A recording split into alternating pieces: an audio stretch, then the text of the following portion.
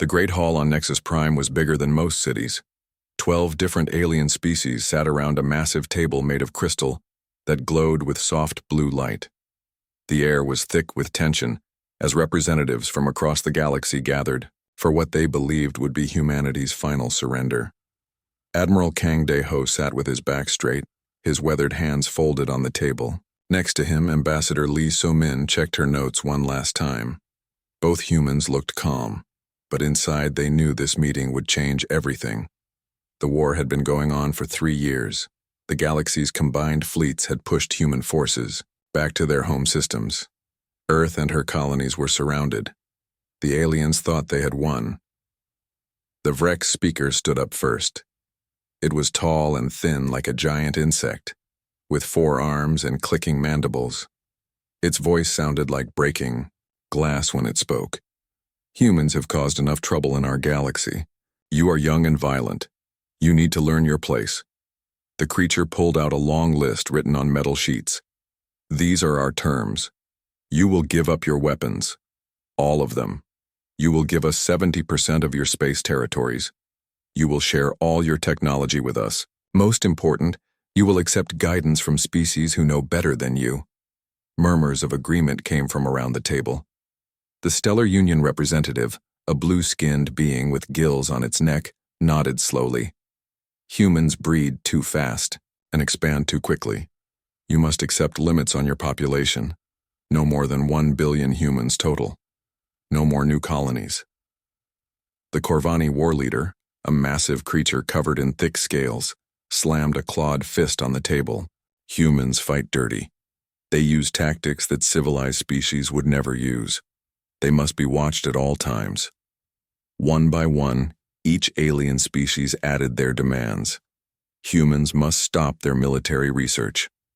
Humans must allow alien observers in all their schools. Humans must pay tribute to the Galactic Council for the next 100 years. The list grew longer and longer. Ambassador Lee So-min listened to every word. Her face showed nothing. She took notes and asked a few questions, but mostly she just listened. Admiral Kang De-ho sat like a statue, his dark eyes moving from speaker to speaker. When the aliens finished, the hall fell silent. All eyes turned to the 2 humans at the table. The Vrex speaker leaned forward, its insect eyes gleaming. Well, do you accept these generous terms, or do you choose to watch your species die? Lee So-min stood up slowly. She was not tall, but something in her posture made her seem bigger than the aliens around her. She looked at each representative in turn, memorizing their faces. 3 years ago, she said in a clear, calm voice, we came to you in peace. We offered trade agreements that would benefit everyone. We offered to share our medical technology to help cure diseases. We offered cultural exchanges so our peoples could learn from each other. She paused and looked down at the metal sheets, covered with demands. You responded by calling us primitive and dangerous. You said we needed to be controlled. You said we were too young to understand galactic civilization. The ambassador gathered her papers and put them in her case. We offered friendship. You chose war. We offered cooperation. You chose domination. We offered peace. You chose conquest. Admiral Kang De-ho stood up next to her. His uniform was simple compared to the elaborate clothes worn by the alien representatives. But there was something about him that made the room feel colder. We came here hoping you had changed your minds. We hoped 3 years of war had taught you that humans are not as weak as you thought. Lee So-min closed her case with a sharp click that echoed in the silent hall. But you have learned nothing. You still think we are children who need guidance. You still think we are primitives who should be grateful for your wisdom. She walked toward the door, her footsteps loud on the crystal floor. Admiral Kang followed her. Humanity withdraws from these negotiations, she announced without turning around. We reject your terms. We reject your guidance. We reject your authority over us. The alien representatives looked at each other with confusion and growing anger. The Vrex speaker clicked its mandibles rapidly. You cannot reject our offer. You are surrounded. Your fleets are broken. Your colonies are cut. Off! Lee So-min stopped at the door and turned back one last time. You are right about one thing. We are young compared to you. But you forget that young things grow fast, and they learn from their mistakes. She opened the door and stepped into the corridor. We will remember who chose war over peace. We will remember who refused friendship and demanded submission. We will remember all of this. Admiral Kang paused in the doorway. The room behind him buzzed with angry alien voices. Some were demanding immediate attack. Others were laughing at human foolishness. All of them were making the same mistake they had made 3 years ago. You have just made the greatest mistake in galactic history, the Admiral said quietly. His words cut through the noise like a knife. You think you know what humans are capable of when we seek peace. Now you will learn what we can do when peace is denied to us. The door sealed shut behind them with a soft hiss. In the corridor, Lee So-min and Admiral Kang walked side by side toward their ship. Neither spoke until they were alone in the secure transport. Do you think they believed our act? Asked the Admiral. Lee So-min smiled for the first time in hours. They saw exactly what they expected to see. A defeated species making one last desperate plea for mercy. And Project Prometheus? Dr. Park sent word an hour ago. All systems are ready. We just need to get home and begin Phase 2. Behind them, in the Great Hall, the alien representatives were already dividing up human territory. The Vrex claimed the industrial worlds. The Stellar Union wanted the ocean planets. The Corvani demanded the strategic systems near the galactic core. None of them noticed that the humans had left no recording devices behind. None of them wondered why 2 representatives from a losing species had seemed so calm. None of them asked why Admiral Kang De-ho had smiled just before the door closed. The galaxy's most powerful species had just made a choice that would haunt them forever. They had chosen to see human offers of peace as signs of weakness. Soon they would learn the difference between a species that prefers peace and a species that cannot fight. The war was about to begin in earnest, and this time, humanity would not be the ones asking for mercy. 6 months passed after the humans walked out of the peace talks. The galactic fleet still surrounded human space, waiting for the surrender broadcasts that never came. Instead, there was only silence. Complete, total silence from every human. World Fleet Commander Yoon Tae-jun floated in the zero gravity of his hidden command post deep in the Kepler asteroid belt. Around him, screens showed the positions of alien fleets and the status of human operations across the galaxy. His face was grim as he studied the reports. The enemy fleets are getting restless, said Captain Choi Min-ho over the secure communication channel. His ship was hidden in the shadow of a gas giant, watching alien patrol routes. They keep sending probe ships into our outer systems. Still no response from any human colonies. Dr. Park Hee-won looked up from her workstation. Her eyes were red from lack of sleep, and her hands shook slightly from too much coffee. Around her, dozens of scientists worked on calculations that covered every wall of the hidden laboratory. We need more time, she said. The resonance cascade equations are almost complete, but the power requirements are enormous. Time we do not have, replied Admiral Kang De-ho from his flagship, the Soul's Pride. The massive ship was hidden in a nebula near the edge of human space. Intelligence reports suggest the aliens are planning their final attack. They think, our silence means we have given up. The Admiral was right. On Nexus Prime and across the galaxy, the alien coalition was growing more confident every day. They interpreted humanity's silence not as preparation, but as defeat. Military planners were already drawing up occupation zones and discussing which species would get which human worlds. Lieutenant Kim Soo-jin had spent the last 2 years undercover in alien space, pretending to be a traitor from a neutral species. Her reports painted a disturbing picture of alien attitudes toward humanity. They are not just planning to defeat us, she transmitted during a secure window. They want to erase us completely. The Vrex have classified humans as a failed species. That needs extinction. The situation was worse than anyone had imagined. Species that had been neutral 3 years ago were now joining the coalition, seeing an opportunity to grab territory and resources from humanity's apparent collapse. The galactic fleet surrounding human space had grown to over 50,000 ships. But in the depths of space, human engineers and scientists worked with desperate precision. Chief Engineer Nam Ji-hoo supervised teams of workers in hidden shipyards that the aliens had never found. They were building something the galaxy had never seen before. "The new ships are ready for testing," he reported to Fleet Commander Yoon. "But I still do not understand how they will help us against 50,000 enemy vessels." Dr. Park smiled for the first time in weeks. "Because you are thinking like the aliens do. You see ships as weapons that destroy other ships. But we are not building ship killers. We are building something much more dangerous. On Earth, deep underground in command bunkers carved from solid rock, General Lim Young-ho watched status reports from across human space. Every major population center had been evacuated to deep shelters. Orbital habitats had been abandoned. Even the great cities on Mars appeared empty to alien sensors. The aliens saw this as proof that humanity was breaking down. They thought human civilization was collapsing under the pressure of their blockade. They were wrong. Humanity was not collapsing. It was hiding. "Phase 1 is complete," General Lim announced to his staff. "All civilian populations are secure. Industrial centers are operating at full capacity underground. Food production has moved to hidden facilities." Commander Oh Ji-sung pulled up holographic displays showing the real situation in human space.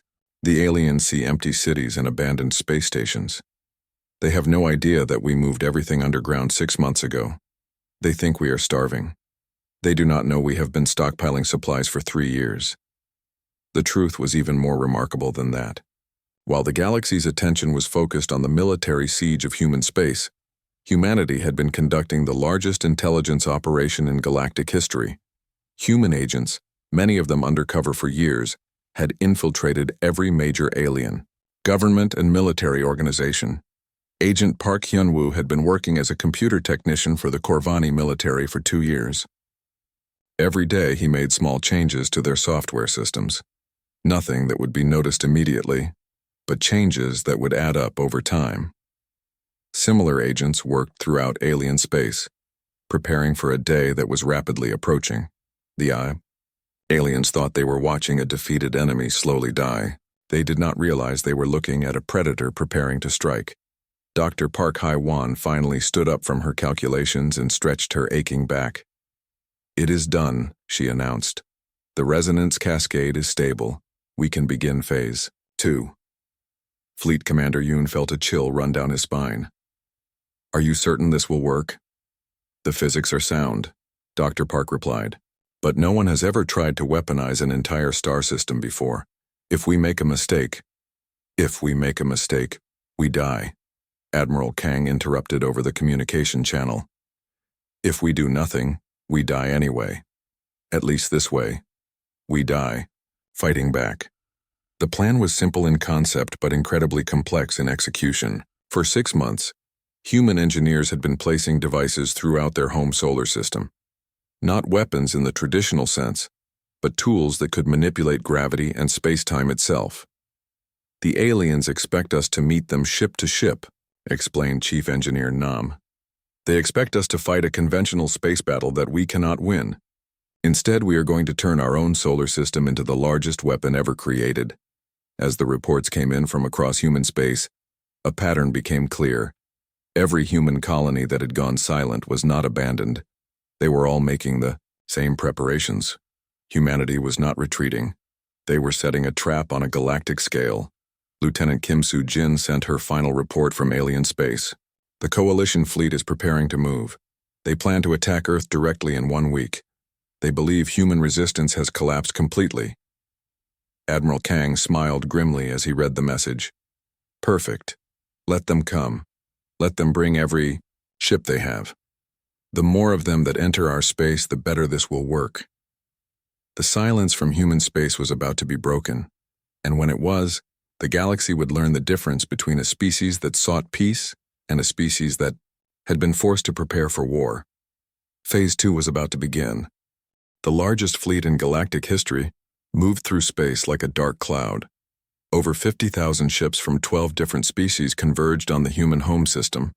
Admiral Song Kyung-soo commanded the lead elements of the Virex hegemony as they prepared to deliver what they believed would be the final blow to humanity. Sensors show we are approaching the outer boundary of their solar system, reported his tactical officer, a younger Vrex with nervous clicking mandibles. But something is wrong. We detect no defending fleets, no orbital weapons, no signs of military preparation. Song studied the displays with growing confusion. The human system appeared completely empty. Mars showed no energy signatures. The asteroid belt, once busy with mining operations, was silent. Even Earth's moon seemed abandoned. Perhaps they have already surrendered, suggested the communications officer. Maybe they are waiting to formally give up when we arrive. But Song had fought humans for 3 years. He knew they did not give up easily. Maintain battle formation, he ordered. Assume this is some kind of trap. Behind the Vrex ships, the massive fleet spread out across space. Stellar Union vessels with their flowing organic curves. Corvani dreadnoughts like flying mountains of metal and weapons. Ships from species that had never worked together before, united only in their desire to crush humanity. On Earth, deep in command bunkers carved from the Rocky Mountains, General Lim Young-ho watched the enemy fleet approach. Tactical displays showed every alien ship tracked by sensors the invaders did not know existed. His staff worked quietly at their stations, making final preparations for what would either save humanity or destroy it completely. All civilian populations are in deep shelters, reported his aide.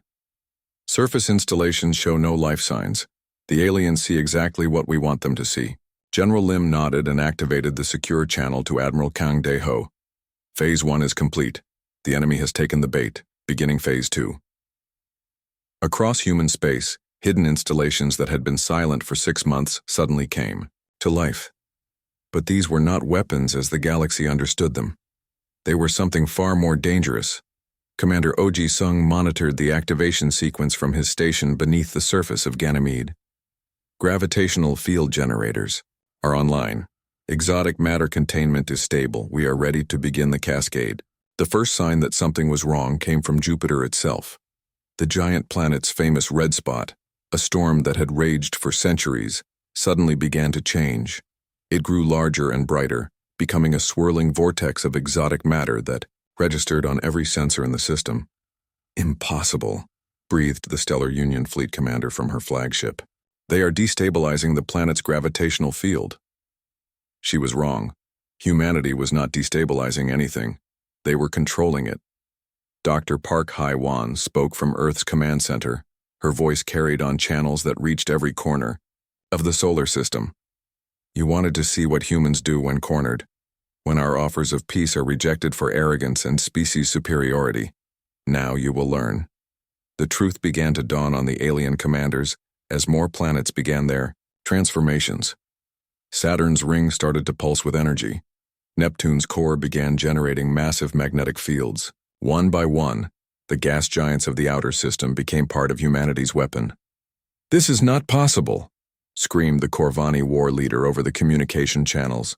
"No species has this level of technology." Admiral Song watched his tactical displays with growing horror. The human system was not defended by ships or stations. It was defended by the planets themselves. Humanity had spent 6 months turning their entire solar system into the largest gravitational weapon ever created. The effects began slowly, then accelerated rapidly. Space-time itself began to ripple around the massive alien fleet. Ships that had been in perfect formation suddenly found themselves scattered across impossible distances. The careful coordination that had taken months to achieve dissolved in minutes. "Emergency maneuvers," Song ordered, but it was too late. His flagship was caught in a gravitational tide that pulled it toward Jupiter while simultaneously pushing it away from the sun. The impossible forces tore at the ship's hull, threatening to rip it apart. Smaller vessels fared even worse. Entire squadrons of fighters were crushed by gravitational waves that appeared without warning. Capital ships found their navigation systems useless as normal space became a maze of twisted physics. Captain Ju Yun-hei watched the chaos from her hidden position in the outer asteroid belt. Her ship, the Inchen's Revenge, had been waiting for this moment for 6 months. Around her, the scattered elements of the human fleet prepared to reveal themselves. "Begin Phase 3, she ordered. "Show them what human engineering really looks like." The human ships that emerged from hiding were not what the aliens expected. They were smaller than the massive alien dreadnoughts, but they moved like living creatures. Their hulls flowed and adapted to damage. Their weapons reconfigured themselves mid-battle for maximum effectiveness. Engineer Shin Dong-wook had spent 3 years designing ships that could repair themselves in combat, ships that could operate for months without resupply, ships that could change their shape and function based on battle conditions. "Target the hegemony command ship," Captain Ju ordered. "Let them see what happens when humans stop holding back." The Incheon's revenge accelerated toward Song's flagship through the gravitational chaos that was tearing apart the alien fleet. Its weapons charged with power derived from the same exotic matter that was turning Jupiter into a weapon. But the real shock came when the aliens tried to retreat. Ships that attempted to flee the solar system found human vessels already waiting for them at the jump points. Vessels they had never seen before, crewed by humans who seemed to know exactly where the aliens would try to run. Intelligence Officer Lee Soo-jin coordinated the revelation that changed everything. From command centers across human space, the truth was broadcast on every frequency. "For 3 years while you invaded our space, we have been infiltrating yours. Every trade route, every communication hub, every military staging area. We have been watching, learning, preparing." The humans had not been fighting a defensive war. They had been conducting the largest intelligence operation in galactic history. While alien fleets besieged human space, human agents had been placed throughout alien territory. Agent Park Hyun-woo activated his sleeper programs in the Corvani computer networks. Supply ships carrying ammunition suddenly changed course. Communication. Systems failed at critical moments. Navigation computers began giving false readings to fleeing vessels. Admiral Kang Dae-ho's voice echoed across all communication channels as the Soul's Pride emerged from the nebula where it had been hiding. "You mistook our peaceful nature for weakness. You confused our offers of cooperation for submission. Now you face humans as we truly are." The massive alien fleet, so confident in their overwhelming numbers, found themselves fighting a war they did not understand against an enemy they had completely underestimated.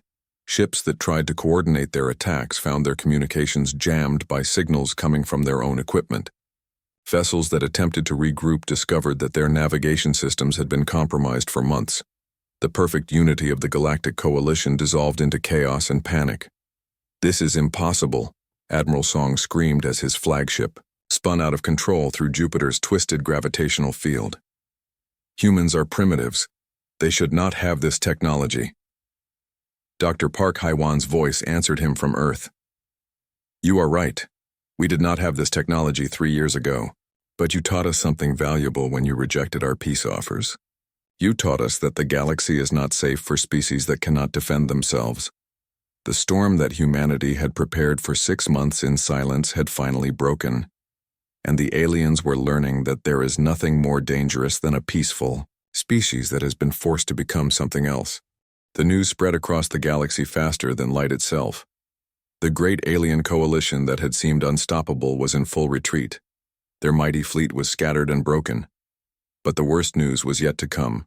Reports flooded in from every corner of alien space. Human colonies that had been silent for months were not abandoned. They were fortress worlds bristling with weapons and technology that defied understanding. Every system the aliens thought they had conquered was actually a trap waiting to be sprung. Captain Ju Yun-hai led the first human counterattack from the hidden fleet base in Proxima Centauri. Her ships did not travel through normal space. They emerged from micro-wormholes that appeared without warning, bypassing every detection system the aliens had ever developed.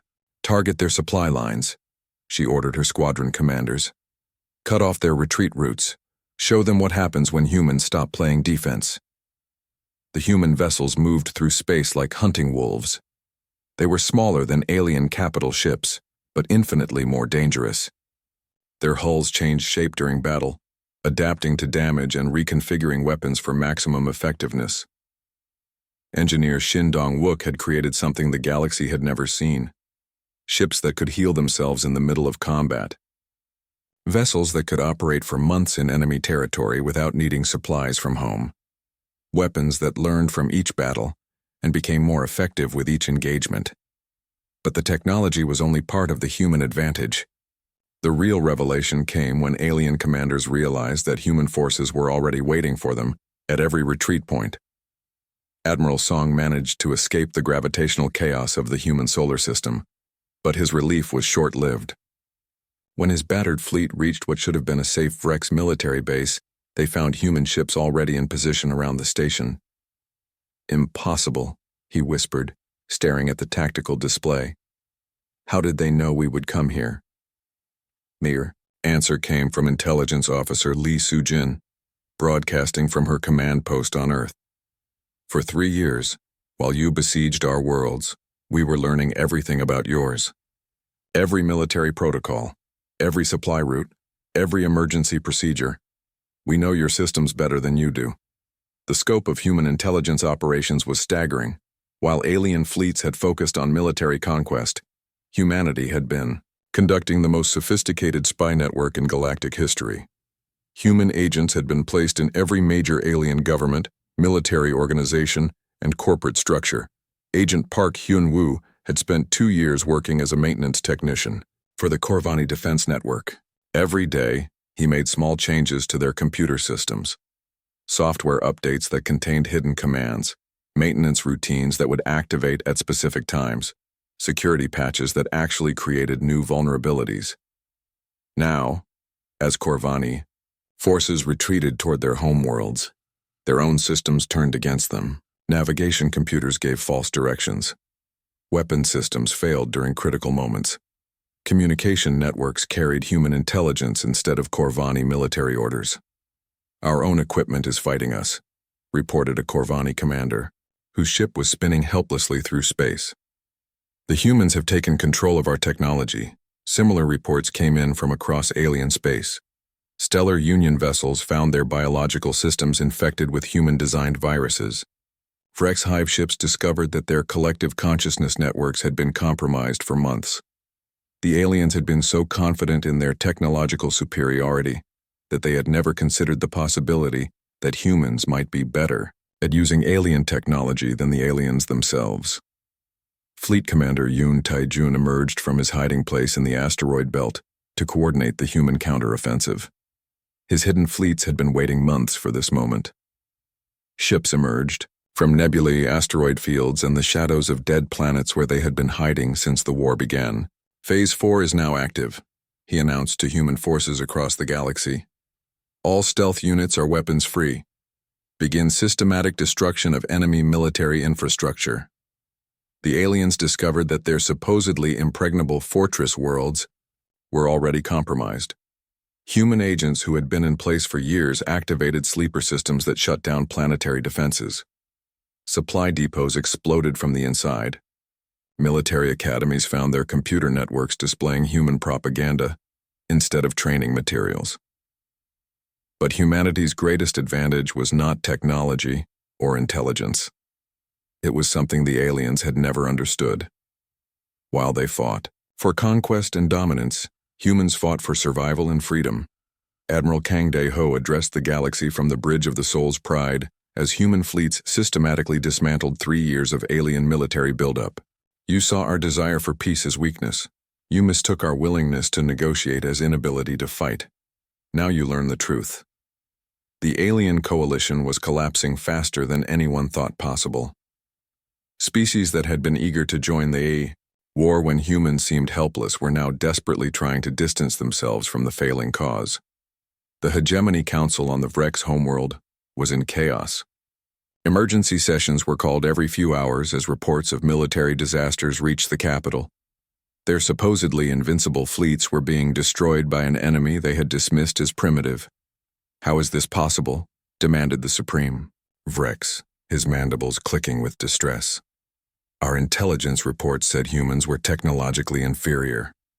The answer came from their own intelligence chief, who had just discovered the extent of human infiltration. "Our intelligence networks have been compromised for at least 2 years. Every report we received about human capabilities was false. They have been feeding us exactly the information they wanted us to believe. On the Stellar Union homeworld, similar scenes of panic were playing out. Their graceful underwater cities were in chaos as reports reached them of their colonial fleets being systematically destroyed. The humans knew every detail of our military structure, reported their defense minister to the ruling council. They knew which ships would be where, which routes we would use for retreat, which systems were most critical to our war effort. The Corvani war clans were the first to openly admit defeat. Their proud warrior culture had been completely outmaneuvered by an enemy they had considered beneath notice. We challenged humans to honorable combat, growled their war leader to his assembled clans. Instead, we found ourselves fighting shadows and ghosts. They won this war before the first shot was fired. Captain Choi Minho intercepted communications between fleeing alien fleets. The messages painted a picture of complete military collapse. Enemy forces are abandoning their forward positions, he reported to Admiral Kang. They are withdrawing to their home systems and abandoning their allies. The great alien coalition that had taken 3 years to build fell apart in less than 3 months. Each species blamed the others for the disaster. Trust between former allies evaporated as each group focused on protecting their own territory. General Lim Young-ho watched the tactical displays from his command bunker as human forces advanced across the galaxy. The enemy coalition is broken. Individual species are suing for separate peace agreements. The war is effectively over. But Admiral Kang had learned something important about his enemies during the past 3 years. No, he said quietly. The war is not over until they understand why they lost. Until they learn that cooperation is stronger than conquest. Until they remember this lesson so well that they never make this mistake again. The final phase of humanity's response was about to begin, and this time, the aliens would learn their lesson in the heart of their own territory, where the entire galaxy could see what happened to those who chose war over peace. 1 year after walking out of peace talks, human fleets arrived at Nexus Prime, the great space station where alien representatives had once demanded humanity's surrender, now floated helpless in space, its defenses dark and its communication arrays silent. Admiral Kim In-ho led the final assault on the orbital platform surrounding the station. But there was no battle. The alien defenses had been systematically sabotaged by human agents who had been in position for years. What should have been the galaxy's most protected location fell to human forces in less than 6 hours.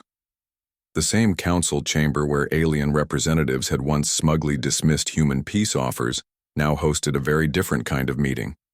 The few surviving alien leaders sat around the crystal table like broken prisoners. Their proud uniforms were wrinkled and dirty. Their confident voices had become desperate whispers. Ambassador Lee So-min entered the chamber just as she had 1 year before. But this time she was followed by Fleet Admiral Yang Hyun-suk and a full escort of human marines. The roles had been completely reversed. The Vrex representative, the same creature who had once clicked his mandibles with arrogant dismissal, now struggled to speak. His proud posture was gone, replaced by the hunched shoulders of defeat. "You came to us in peace 3 years ago," he whispered. "We should have listened." Ambassador Lee sat in the same chair she had occupied during those failed peace talks. Her expression was as calm and composed as ever, but there was steel in her voice when she spoke. "Yes, you should have listened. We offered trade agreements that would have benefited everyone. We offered medical technology to cure diseases. We offered cultural exchanges so our peoples could learn from each other." The Stellar Union representative, her blue skin now pale with fear, leaned forward desperately. "We can still negotiate. We can find a peaceful solution to this conflict." General Bae Sung-min stepped forward from his position by the tactical displays. "No," he said firmly. "You had your chance for negotiation. When we offered peace, you chose war. When we offered cooperation, you chose supremacy. When we offered friendship, you chose conquest." The holographic displays around the chamber showed the new tactical situation across the galaxy. Human fleets were positioned near every major alien homeworld, not for invasion, but as a demonstration of capability. The message was clear. Humanity could end this war completely if they chose to. "We do not want your worlds," Admiral Yang explained, his voice carrying the authority of someone who commanded the galaxy's most powerful fleet. "We do not want your people as slaves. We do not want to rule over your species like you wanted to rule over us." Dr. Park Hyewan entered the chamber carrying data tablets filled with technical specifications. "But the galaxy will remember this lesson. Your species will continue to exist and evolve, but the era of casual aggression against humanity ends here." She placed the tablets on the crystal table, and the alien representatives stared at them with growing horror. The documents contained detailed analysis of every alien military installation, every government facility, every hidden base they thought was secret. "These files show the extent of our intelligence operations during your 3-year war against us," Dr. Park explained. "We know the location of every military asset you possess. We know your industrial capabilities, your population centers, your technological limitations." The Corvani war leader, his massive form slumped in defeat, raised his scaled head. "How long have you been watching us?" Captain Moon Se-hoon, who had spent 3 years undercover in alien space, answered from his position near the door. "Since the day you first threatened human space. Every diplomatic contact we made included intelligence gathering. Every trade negotiation included data collection. Every peaceful overture was also a reconnaissance mission." The aliens realized they had been completely outmaneuvered from the very beginning. While they had prepared for military conquest, humanity had prepared for something far more sophisticated. "Your mistake," said Admiral Kim In-ho, "was thinking that a peaceful species must be a weak species. You thought our offers of cooperation meant we could not fight. You thought our desire for trade meant we had nothing to trade but surrender." Ambassador Lee stood and walked to the great windows that showed the space around Nexus Prime. Human ships filled the view, their sleek forms a reminder of technological achievement born from necessity. "We gave you peace," she said without turning around. "You demanded our submission instead. We offered friendship. You chose to treat us as enemies. We extended our hand in cooperation. You responded with threats and ultimatums." She turned back to face the alien representatives. "Now you have neither peace nor victory. You have learned what happens when a peaceful species is forced to become something else." The final terms were delivered not as demands, but as statements of fact. Complete withdrawal from all human space. Reparations for 3 years of unprovoked war. Recognition of human sovereignty over all territories claimed by humanity. Establishment of neutral zones to prevent future conflicts. But the most important term was the last one. "You will remember this lesson," Admiral Yang said quietly. "When the next species asks for peaceful coexistence, you will remember what happened when you chose war instead. When the next people offer cooperation, you will remember the cost of choosing domination." The alien representatives signed the agreements with shaking hands and trembling claws. They had learned a lesson that would echo through galactic history for centuries to come. As the human delegation prepared to leave Nexus Prime, the same alien leaders who had once dismissed humanity's peaceful nature now understood the terrible truth.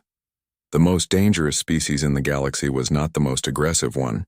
It was the one that preferred peace but prepared for war. Admiral Kang De-ho, who had commanded human forces throughout the conflict, delivered the final words of the war. "We gave you peace. You demanded our submission. Now you have neither. Remember this day, and remember the choice that led to it." The human ships departed Nexus Prime, leaving behind a galaxy that had been fundamentally changed. The age of casual aggression was over. Species throughout the galaxy now understood that peaceful overtures should be met with respect, not contempt. 5 years later, Captain Moon Se-hoon commanded the first mixed-species exploration vessel in galactic history. His crew included volunteers from former enemy species who had learned to work with humans as equals, not subjects. The partnership was not built on domination or fear. It was based on mutual respect, earned through conflict, and maintained through cooperation. The galaxy had learned its lesson. Humanity would extend its hand in friendship to any who asked. But those who mistook that offer for weakness would face the same fate as those who had rejected peace and chosen war. In the end, the most important victory was not military. It was the knowledge that peace was possible, but only when all sides chose it freely. The galaxy was safer because one species had been strong enough to prefer peace, wise enough to prepare for war, and merciful enough to know the difference between the two.